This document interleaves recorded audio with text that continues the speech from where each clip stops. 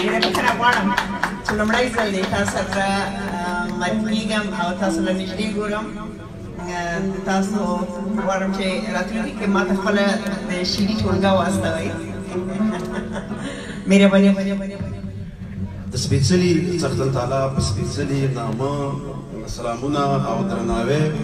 زه به اول تاسو سره خپل یو څلوریزه او بیا یو لنډ غزل شریکوم. څلوریزه څه داسې ده: د زړه تسکین چا په سجدو کې وکړو، د زړه تسکین چا په سجدو کې وکړو، چا د شرابو په څښدو کې وکړو. مقصد یو دی خو دا لارې دوه، چا په تسبو چا پیمانو کې وکړو.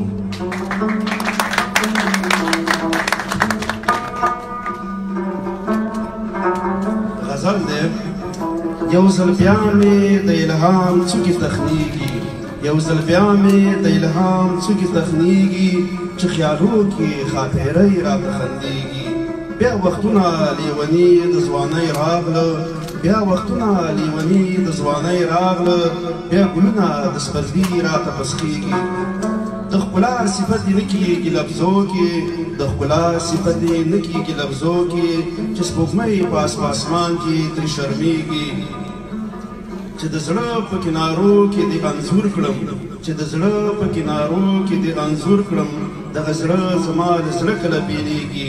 چې د ساه په هر یو کش کې نوم اخلي، چې د ساه په هر یو کش کې نوم اخلي، ګورا تل به دې په مینه ویاړي.